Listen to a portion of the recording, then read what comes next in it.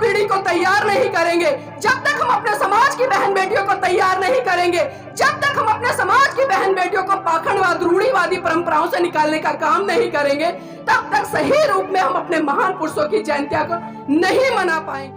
संतों की उपाधियां बहुत सारे लोग लेके बैठे हैं। आज जो संत बने बैठे हैं ना, दिन दहाड़े वो मार काट की बात करते हैं, दिन दहाड़े वो किसी की जीभ काटने की बात करते हैं, किसी का गला काटने की बात करते हैं, किसी के नाम की सुपारी देने का बात करते हैं। क्या वो संत है? अगर संत की परिभाषा किसी पर आज तक इस भारत देश में सही बैठी है तो वो है संत गाड़गे महाराज। मेरे पर बहुत सारी FIR दर्ज हुई है। किस लिए हुई है? लगातार समाज की आवाज उठाती रहती हूँ, इसीलिए मेरे ऊपर समाज में जो अन्य लोग हैं उन्होंने FIR दर्ज कराई। कई बार पुलिस से भी हाथापाई हुई, कई बार तो मेरा हजारों लाखों का नुकसान हुआ, लेकिन समाज के किसी भी व्यक्ति ने एक बार आकर ये नहीं पूछा कि नीलम जी क्या बात थी। तो बताइए, क्या ऐसे में मेरा मन करता है कि मैं समाज के लिए रात दिन गला फाड़कर उस समाज को जगाने का काम करूं जो आज भी गुलामी की जंजीरों में जकड़ा पड़ा है? अगर माता रमाबाई समर्पण न करती, अगर सावित्रीबाई फुले समर्पण न करती, अगर फातिमा शेख समर्पण न करती, तो आज स्वतंत्र रूप से पुरुषों के बीच में इतने सुंदर कपड़े पहनकर इन आभूषणों में आप सुशोभित नहीं हो रही होती।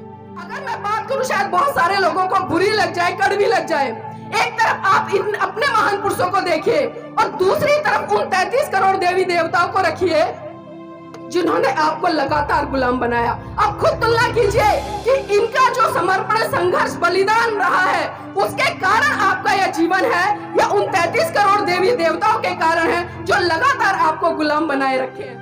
कि ऐ मेरे समाज के लोगों, जो आप अपने खून पसीने की गाड़ी कमाई को उन पंडे पुजारियों को मंदिर में देने का काम करते हो ना, जिस दिन आप लोगों ने इस कमाई को अपने बहुजन समाज के बच्चों पर लगाना शुरू कर दिया, उनकी शिक्षा पर लगाना शुरू कर दिया, तो मैं गारंटी से कहता हूं कि मेरे समाज के बच्चे देश के प्रधानमंत्री बनेंगे, राष्ट्रपति बनेंगे और भी न जाने क्या क्या बनेंगे। लोगों में संदेश जाए, उनको भी पता चले कि इस भारत देश में स्वच्छ भारत अभियान की अगर किसी ने शुरुआत की तो वो कोई गांधी नहीं बल्कि वो संत गाड़गे महाराज थे। लेकिन विडंबना है कि हम बंद कमरों में बैठकर जयंतियां मना लेते हैं, बंद कमरों में बैठकर चर्चा कर लेते हैं, ग्रुप में बैठकर चर्चा कर लेते हैं, लेकिन जब खुले तौर पर अपने महान पुरुषों की विचारधारा को जन जन तक बताने की बात आती है तो हम कहीं ना कहीं उसमें बहुत पीछे नजर आते हैं।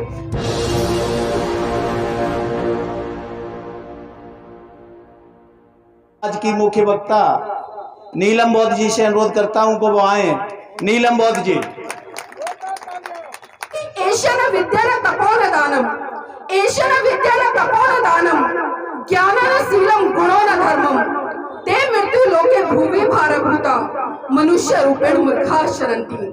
अर्थात आज जिस व्यक्ति के पास विद्या नहीं है, जो तप नहीं करते, जो दान नहीं करते, जिनका चाल चलन अच्छा नहीं है, वो इस पृथ्वी पर घूमते तो हैं लेकिन मनुष्य के रूप में पशुओं की भांति विचरण करते हैं। साथियों, ये बात मैंने आपको इसलिए कही क्योंकि संत गाड़गे बाबा ने जिस तरह से समाज के लिए, इस देश के लिए, शिक्षा के क्षेत्र में काम करने के लिए लोगों को प्रेरित किया, जिस तरह से तमाम वक्ताओं ने कहा कि संत गाड़गे बाबा अक्सर कहा करते थे कि एक रोटी कम खा लेना, फटे पुराने कपड़े पहन लेना, टूटे फूटे बर्तनों में खा लेना, लेकिन अपने बच्चों को शिक्षा जरूर देना, क्योंकि शिक्षा शेरनी का वो दूध है जिसको जो जितना पिएगा उतना दहाड़ेगा।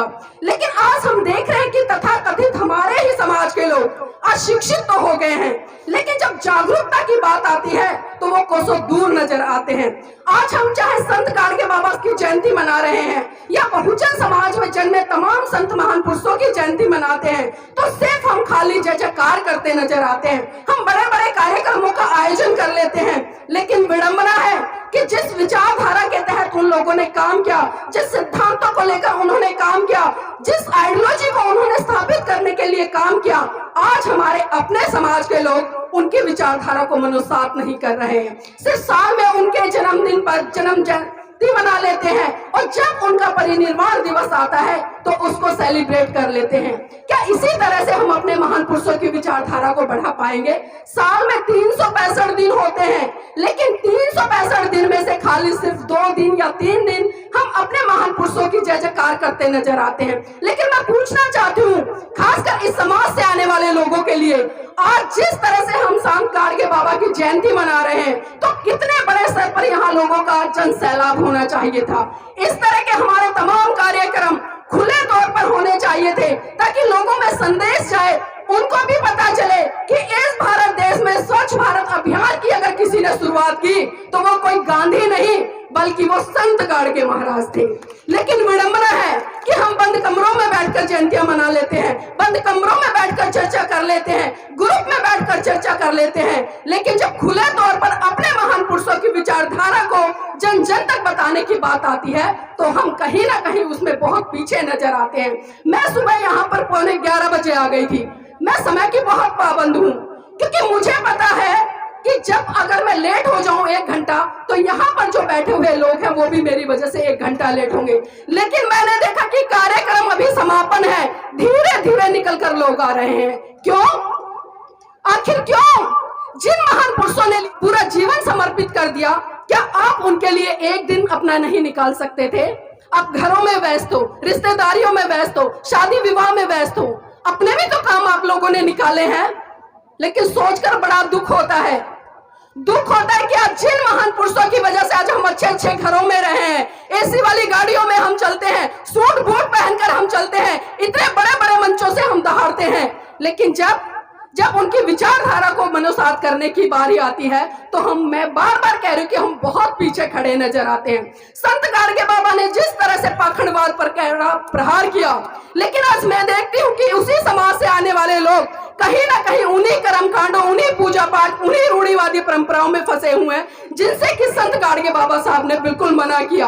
मैं आपको एक घटना जरूर बताना चाहूंगी उनके जीवन से जुड़ी हुई, क्योंकि एक बार बाबा साहब के साथ में वो चर्चा कर रहे थे और वो बता रहे थे लोगों को कि ऐ मेरे समाज के लोगों, जो आप अपने खून पसीने की गाड़ी कमाई को उन पंडित पुजारियों को मंदिर में देने का काम करते हो ना, जिस दिन आप लोगों ने इस कमाई को अपने बहुजन समाज के बच्चों पर लगाना शुरू कर दिया, उनकी शिक्षा पर लगाना शुरू कर दिया, तो मैं गारंटी से कहता हूं कि मेरे समाज के बच्चे देश के प्रधानमंत्री बनेंगे, राष्ट्रपति बनेंगे और भी न जाने क्या क्या बनेंगे। लेकिन हमने उनकी बातों को समझा ही नहीं, हमने सिर्फ पन्ने पलटे, पढ़ा और छोड़ दिया। जयंती के लिए थोड़ा बहुत पढ़ा, आकर मंच से बोल दिया, लेकिन धरातल पर क्या? धरातल पर क्या? जब तक हम अपनी आने वाली पीढ़ी को तैयार नहीं करेंगे, जब तक हम अपने समाज की बहन बेटियों को तैयार नहीं करेंगे, जब तक हम अपने समाज की बहन बेटियों को पाखंडवाद, रूढ़िवादी परंपराओं से निकालने का काम नहीं करेंगे, तब तक सही रूप में हम अपने महान पुरुषों की जयंतियां को नहीं मना पाएंगे। क्योंकि देखिए, सम्मान उसी का होता है जिसकी हम बात मानते हैं। अब खाली हम जय जयकार कर ले, क्या ये सम्मान है? एक तरफ आज हमने जयंती मना ली, लेकिन कल ही हम क्या करेंगे?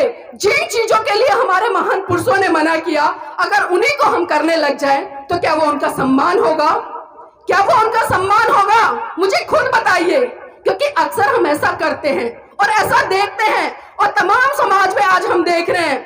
मैं बार बार एक चीज कह रही हूं कि आज हम शिक्षित तो हो गए हैं, लेकिन शिक्षित किस तरह से हुए हैं कि मैं अच्छी पढ़ जाऊं, अच्छी नौकरी लग जाऊं, अच्छे घर में मेरा विवाह हो जाए। इसी तरह से मैं पुरुषों की बात करूं, वो भी सोचते कि हमारे घर के बच्चे अच्छे पढ़ जाएं, अच्छे लिख जाएं, अच्छी नौकरियों पे लग जाएं और उनके विवाह अच्छे घरों में हो जाए। क्या इसी दिन के लिए परम पूज्य बाबा साहब या संत गाड़गे महाराज ने पूरा जीवन समर्पण किया कि आप सिर्फ खाली अपने लिए जीवित रहो या सिर्फ अपने स्वार्थों की पूर्ति के लिए शिक्षित हो?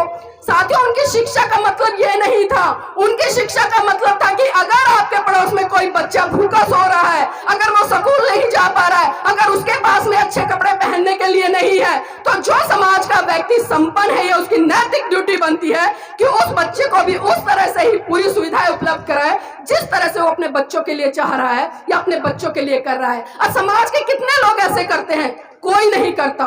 इक्का दुक्का को छोड़ दूं तो मैं खुद जानती हूं, मैं जिस तरह से लगातार 15-16 साल से समाज में काम कर रही हूं, मेरे ऊपर बहुत सारी FIR दर्ज हुई है। किस लिए हुई है?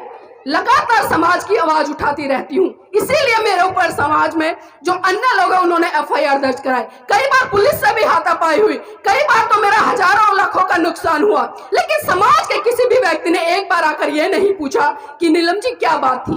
तो बताइए, क्या ऐसे में मेरा मन करता है कि मैं समाज के लिए रात दिन गला फाड़कर उस समाज को जगाने का काम करूं जो आज भी गुलामी की जंजीरों में जकड़ा पड़ा है? हमारे महान पुरुषों ने हमें धार्मिक आजादी के लिए प्रेरित किया कि आप उस गुलामी को तोड़िए, आप उस गुलामी की जंजीरों से बाहर निकलिए तोड़कर, जिनके कारण आज आपको गुलाम बनाया जा रहा है। हम 1947 में आजाद तो हुए, हम 1947 में आजाद तो हुए, लेकिन कैसे आजाद हुए? हम शारीरिक रूप से तो आजाद हो गए, लेकिन जब बात आती है मानसिक रूप से आजाद होने की, तो आज भी मैं कहूंगी कि जो स्थिति हमारी आजादी से पहले थी वही स्थिति आज भी बरकरार है। क्योंकि अभी जिस तरह से कैलाश माथुर जी कह रहे थे कि अभी कुछ दिन पहले एक शिवरात्रि का व्रत गया, मेरे समाज की तमाम महिलाओं ने बड़े धूमधाम से रखा, अपने बच्चों को भी उसके लिए प्रेरित किया। अरे प्रेरित करने का मतलब समझते हैं? प्रेरित करने का मतलब अच्छी चीजों के लिए प्रेरित करना होता है, लेकिन हम उन चीजों के लिए प्रेरित कर रहे हैं जिनका हम इतिहास नहीं जानते, जिनके बारे में नहीं जानते। अगर मैं बात करूं शायद बहुत सारे लोगों को बुरी लग जाए, कड़वी लग जाए। एक तरफ आप अपने महान पुरुषों को देखिए और दूसरी तरफ उन 33 करोड़ देवी देवताओं को रखिए जिन्होंने आपको लगातार गुलाम बनाया। आप खुद तुलना कीजिए कि इनका जो समर्पण, संघर्ष, बलिदान रहा है उसके कारण आपका यह जीवन है, या उन 33 करोड़ देवी देवताओं के कारण है जो लगातार आपको गुलाम बनाए रखे हैं। इस बुद्धि के थोड़े ताले खोल लिए, क्योंकि मैंने कहा ना हमारी बुद्धि पे जंग लग गया है, हम उसको साफ करने का काम नहीं करते हैं। पीछे से बहुत सारी परंपराएं चली आ रही हैं, इसलिए हम करते हैं। अक्सर मैं महिलाओं को भी सुनती हूँ, पुरुषों को भी सुनती हूँ, और भी जो समाज की बहन बेटियां हैं उनको भी ये कहते सुनती हूँ कि हमारे दादा दादी करते आ रहे थे, हमारे मम्मी पापा करते आ रहे थे, इसलिए हम कर रहे हैं। क्यों? अगर करने वाली बात है तो पीछे से एक सती प्रथा भी चलती थी, क्यों उसको नहीं करते? जब आपके घर में कोई पुरुष मर जाता है तो क्यों नहीं आज एक जिंदा पत्नी को, जो उसकी जीवन साथी है, उसको जिंदा जलाते? परंपरा है ना, परंपरा है ना। कितने लोग जलाते हैं बताइए? एक नहीं जलाता होगा। मैंने कहा ना, आप वो चीजें मानते हो जिसमें आपका निजी स्वार्थ जुड़ा है, लेकिन उन चीजों को कभी भी मानने का प्रयास नहीं करते जिससे कि आपका, आपके परिवार का, आपके समाज का और आपके देश का कल्याण होगा। तो मेरी बहनों, मेरे भाइयों, आप जागिए, क्योंकि संत गाड़गे बाबा का जो संघर्ष रहा है ना, मैं कहूंगी कि आज संतों की उपाधियां बहुत सारे लोग लेके बैठे हैं। आज जो संत बने बैठे हैं ना, दिन दहाड़े वो मार काट की बात करते हैं, दिन दहाड़े वो किसी की जीभ काटने की बात करते हैं, किसी का गला काटने की बात करते हैं, किसी के नाम की सुपारी देने का बात करते हैं। क्या वो संत है? अगर संत की परिभाषा किसी पर आज तक इस भारत देश में सही बैठी है तो वो है संत गाड़गे महाराज। वो है साथियों संत गाड़गे महाराज, जिनसे हमें सीख लेनी होगी कि एक संत का जीवन कैसा होता है, एक संत किस तरह से सारी चीजों से, जाति, धर्म, क्षेत्र, भाषा से ऊपर उठकर इस देश के लोगों के लिए कल्याण का काम करता है। और जिस तरह से उन्होंने स्वच्छ भारत अभियान के तहत गांव-गांव में जाकर स्वच्छता का अभियान चलाया, जिस तरह से उन्होंने समाज की महिलाओं को प्रेरित किया कि आप इस पाखंडवाद को छोड़िए। और एक बार की चर्चा मैं जरूर करूंगी, यहाँ पर एक जनसभा आयोजित हो रही थी, वहां पर जो परम पूज्य बाबा साहब से उनकी चर्चा हुई थी, परम पूज्य बाबा साहब के जो जीवन में एक घटना घटी थी उसको संत गाड़गे बाबा मंच के माध्यम से लोगों को बता रहे थे। और साथियों वो घटना क्या थी? वो घटना थी कि परम पूज्य बाबा साहब पीएचडी की डिग्री लेकर आए थे। लोगों में बड़ा हर्षोल्लास था, लोगों में कहीं ना कहीं एक इच्छा थी कि बाबा साहब विदेश से लौटकर भारत आए हैं तो हम उनके सम्मान के लिए, उनके सत्कार के लिए एक बहुत ही भव्य व विशाल कार्यक्रम का आयोजन करेंगे। ये बात माता रमाबाई को पता चली, वो भी हर्षोल्लास से गदगद हो गई। उनके मन में भी बहुत सारी इच्छाएं प्रबल हुई और उनके मन में आया कि आज भारत देश के लोग, महाराष्ट्र की धरती के लोग परम पूज्य बाबा साहब के सम्मान में, उनके सत्कार में एक भव्य कार्यक्रम आयोजित कर रहे हैं, तो मैं भी उस कार्यक्रम में जाऊंगी। लेकिन विडंबना देखिए कि माता रमाबाई के पास में एक भी ऐसी साड़ी नहीं थी जिसको पहनकर वो बाबा साहब के सम्मान और सत्कार वाले कार्यक्रम में जा सके। उन्हें याद आया कि साहू जी महाराज ने एक बार बाबा साहब के सम्मान में एक पगड़ी भेंट की थी। उन्होंने ट्रंक खोला, ट्रंक में कपड़े उधेड़ते हुए उस पगड़ी को निकाला और उस पगड़ी को जहां जहां उनकी साड़ी फटी हुई थी उसके ऊपर लपेटकर वो बाबा साहब के सत्कार कार्यक्रम में पहुंची।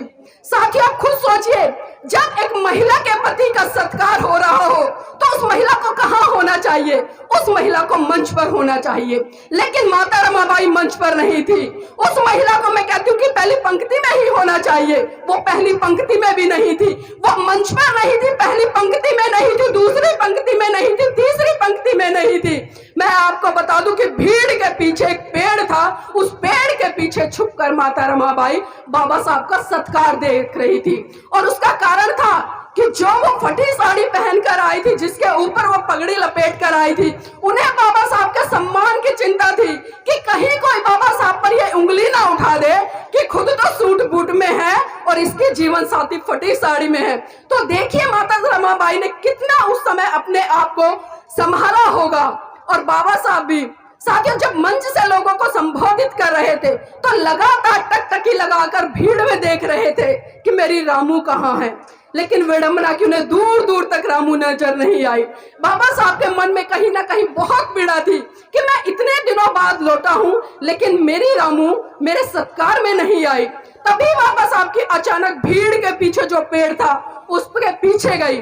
वहां पर देखा कि एक महिला बड़े चुपके से उन्हें निहार रही है। बाबा साहब समझ गए, बाबा साहब समझ गए और उनकी आंखों से आंसू छलक गए, क्योंकि वो जानते थे कि जिन संघर्षों के कारण माता रमाबाई ने गोबर के उपले पाट पाट कर एक एक पैसा जोड़कर मेरी शिक्षा के लिए विदेश में भेजा है, वो समझ गए कि मेरी रामूबाई किस संघर्ष और किस बात के लिए वहां पर खड़ी है।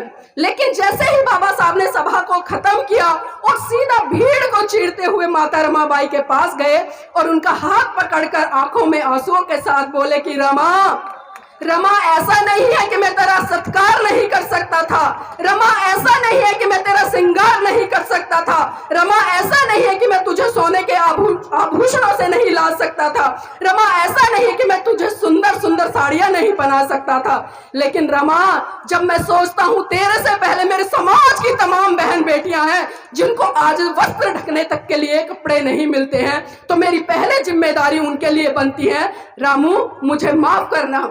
माता रमाबाई कहते हैं कि बाबा साहेब मैं आपसे शिकायत नहीं कर रही हूँ, लेकिन जो मन में पीड़ा थी मैं समझ सकती हूँ कि आप इस देश की तमाम महिलाओं के हक अधिकार के लिए शिक्षा प्राप्त कर रहे हैं, क्योंकि जब आप शिक्षा प्राप्त कर लेंगे तो इस देश की महिलाओं के लिए तमाम हक अधिकार सुनिश्चित कर जाएंगे। तो सोचिए उन माता रमाबाई का कितना बड़ा समर्पण रहा, कितना बड़ा त्याग रहा। वही माता रमाबाई जो अपने शरीर पर एक सुंदर साड़ी नहीं पहन सकती थी, लेकिन उनके समर्पण के कारण आज मेरे तमाम बहुजन समाज की महिलाएं एक एक लाख रुपए की साड़ी पहन रही है ना।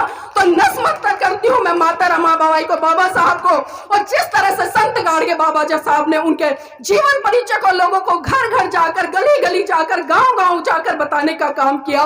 तो साथियों ये छोटी मोटी हस्तियां नहीं है। मैंने कहा ना हम किसी की भी जयंती मनाने लग जाते हैं, किसी का भी व्रत रखने लग जाते हैं, लेकिन उसके पीछे कारण पे जाइए, आप कारण पर जाइए, उस व्यक्ति के बारे में जानिए, क्योंकि हम पूजा अक्सर करते आए हैं, लेकिन पूजा का मतलब समझिए। पूजा का मतलब होता है किसी भी व्यक्ति के बारे में पूर्ण तरह से जानकारी ले लेना। लेकिन अभी मैं बता दूं आपको, कुछ दिनों बाद एक त्योहार हो रहेगा जिसको कि मेरे समाज के तमाम लोग बड़े हर्षोल्लास के साथ मनाने का काम करेंगे, जिसका नाम है होली। क्या आप लोगों ने होली का इतिहास पढ़ा? क्या आपने जाना कि होली के इतिहास के पीछे क्या घटनाएं हैं? और जिन चीजों को हम अक्सर कहते हैं कि त्योहार से ही मतलब समझ आता है कि तुम्हारी हार, उन लोगों ने गढ़ दिए और हम लोगों ने मान लिए। कभी हमने सवाल नहीं किया, कभी हमने जवाब नहीं किया, कभी हमने तर्क वितर्क नहीं किया। सिर्फ मैंने कहा ना हमारे बड़े बुजुर्ग मनाते आ रहे हैं इसलिए हम मनाते आ रहे हैं। तो आप सोचिए और समझिए कि आखिर आपको क्या करना है, किस दिशा में जाना है। संत गाड़गे बाबा साहब ने जिस तरह से गली गली में जाकर जागरण किए, और एक बात और मैं यहाँ पर बहुत ही महत्वपूर्ण है उनके जीवन से जुड़ी हुई, क्योंकि साथियों जिस तरह से पाखंडवाद के खिलाफ संत गाड़गे बाबा जी कार्य कर रहे थे, लोगों में कहीं ना कहीं बहुत बड़े स्तर पर एक क्रांति आ रही थी। लोग पाखंडवाद से निकलकर वैज्ञानिकता की तरफ बढ़ रहे थे, और जब बाबा साहब से उनका एक संवाद चल रहा था तो बाबा साहब ने चर्चा की कि बाबा संत गाड़गे मैं हिंदू धर्म को छोड़कर बौद्ध धर्म अपनाना चाहता हूं। तो उस समय संत गाड़गे बाबा बहुत ही प्रसन्न हुए और उन्होंने कहा कि अंबेडकर जिस दिन तुम ये काम करो मुझे जरूर संदेश भेजना और मैं आपके उस कार्यक्रम में जरूर सम्मिलित होऊंगा। लेकिन विडंबना है कि जिस दिन परम पूज्य बाबा साहब ने नागपुर की धरती में सन 1956 को बौद्ध धर्म की दीक्षा ली, उस समय संत गाड़गे बाबा छत्तीसगढ़ में लोगों को जगाने का काम कर रहे थे। लेकिन जब उनको पता चला कि बाबा साहब ने बौद्ध धर्म की दीक्षा ग्रहण कर ली है, तो उस समय उनके जो मन मस्तिष्क में एक ऐसी लहर उठी क्रांति की, और उन्होंने भी जिस तरह से परम पूज्य बाबा साहब लगातार इस देश को एक साइंटिफिक सोच देने का काम कर रहे थे, उसी साइंटिफिक सोच को स्थापित करने के लिए संत गाडगे महाराज ने समाज के लोगों को जगाना शुरू किया। तो सीख लेनी चाहिए हमें ऐसे महान पुरुषों से। मैं कहती हूँ ना, सम्मान जब ही है जब हम उनकी बातों को मानेंगे, लेकिन वरना आप कितनी जयंती मनाते रहे, कितना ही कुछ करते रहे, उससे काम चलने वाला नहीं है। लेकिन साथियों, मैं एक घटना का और जिक्र करना चाहूंगी, समय का अभाव है क्योंकि आप लोग सुबह से बैठे हैं। बात उस समय की है कि जब परम पूज्य बाबा साहब मुंबई कोर्ट में प्रैक्टिस कर रहे थे, और ये घटना मैं इसलिए बता रही हूँ क्योंकि ये सारी घटनाएं मैं नहीं बल्कि बाबा संत गाडगे बताया करते थे लोगों को, उनको जगाने के लिए, उनको मोटिवेट करने के लिए, ताकि समाज के लोग ऐसी घटनाओं को जानकर कहीं ना कहीं आंदोलित हो, कहीं ना कहीं परिवर्तन की तरफ बढ़े, कहीं ना कहीं उनमें एक सामाजिक और वैज्ञानिक सोच उत्पन्न हो। इसलिए मैं ये घटनाएं बता रही हूँ। तो मैं कह रही थी कि बात उस समय की है जब परम पूज्य बाबा साहब मुंबई हाई कोर्ट में प्रैक्टिस कर रहे थे। उनके पास अचानक खबर पहुंची कि बाबा साहब, आपका बेटा राजरतन बहुत बुरी तरह से बीमार है और अपने जीवन की अंतिम सांसें ले रहा है।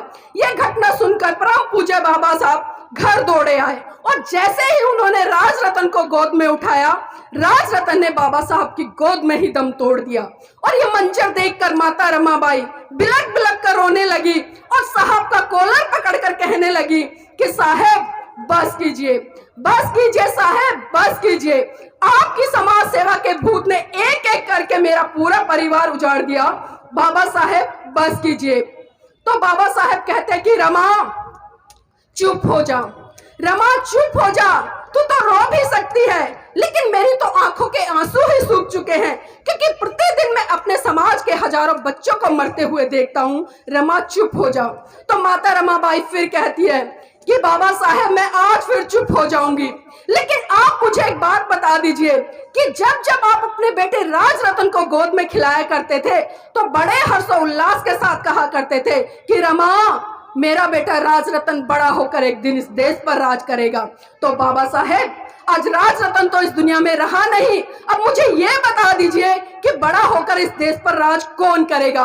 तो साथियों, बाबा साहब राजरतन के पार्थिव शरीर पर हाथ रखकर कसम खाते हैं और कहते हैं कि रमा, मैं भारत देश में एक दिन ऐसा काम करके जाऊंगा कि हर रमा की कोख से जन्म लेने वाला राजरतन इस देश पर राज करेगा, इस देश पर राज करेगा।